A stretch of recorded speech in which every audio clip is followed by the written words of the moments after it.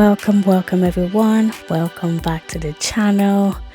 Today is for lesson 16 of 40. It is 25 days to my 40th, and I have been sharing lessons from my personal experience and from the experience of other people. If that interests you in any way, go ahead and give this a like. Subscribe to the channel if you haven't already. If you're new here, welcome. And to my return subscribers, thank you so much for your continued engagement and support here on the channel. Thank you. So we're going to get into the lesson for today, and that is extreme altruism can be self-sabotage. Altruism sounds noble, but can quietly lead to burnout, bitterness, and broken boundaries. That is extreme altruism. Anyway, it leaves the giver depleted and the receiver even in need. Yes, serving others is a core part of our Christian faith. I am Christian. And yes, compassion is powerful. However, here's the truth that most people won't say out loud. If you lose yourself while trying to save everyone else, nobody wins. Not you who's trying to save somebody, and certainly not the person you're trying to save. Mark 12:31 says to love your neighbor as yourself, not more than yourself, not instead of yourself, but as yourself. And what this implies is that you must first know, care for, and honor yourself before you can sustainably pour into anyone else. And here's the trap of extreme altruism. In some coaching instances, we see people who are high capacity givers but low boundary setters. You're the one everyone calls, you say yes to everything, you show up even when you're running on fumes. But extreme altruism is not kindness. It's sometimes fear-driven performances masked as selflessness. Where you're afraid of disappointing people, afraid of being seen as selfish, afraid that if you stop giving, you'll lose your worth or your place in people's lives. But hear me clearly, you're not a savior.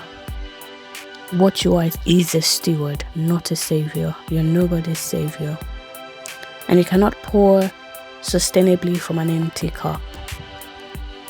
Here are 3 signs that you may have crossed from compassion to self-sabotage. Number 1 is chronic exhaustion or resentment. Where you feel depleted, yet you feel guilty for needing rest or giving yourself some self-care or self-love. You give, but now it comes with bitterness. That is a red flag.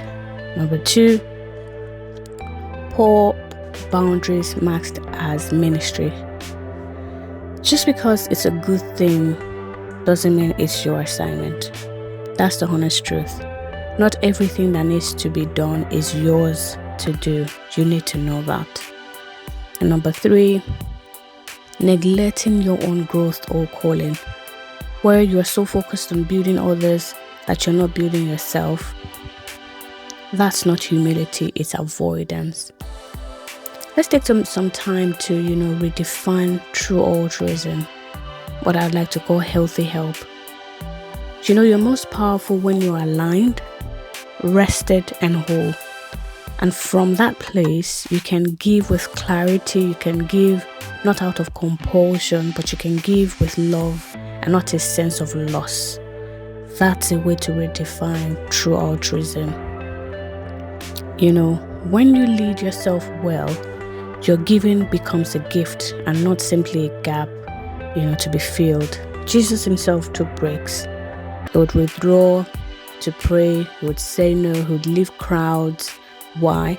Because he, the Savior, modeled boundaries for us. Let me leave you with this thought. Extreme altruism may look noble on the outside, but if it costs you your health, your peace, and purpose, it profits nobody.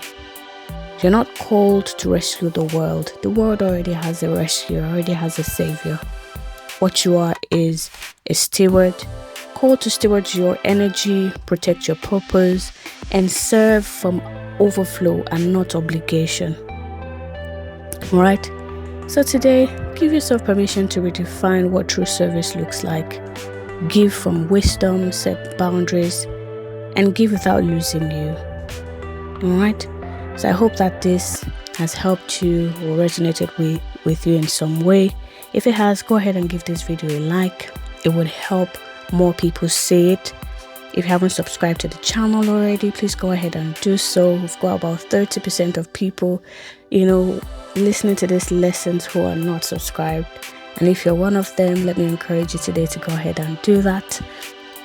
And until I come your way again tomorrow with lesson 17, enjoy the rest of your day or night, whatever time it is that you're listening to this. Bye for now.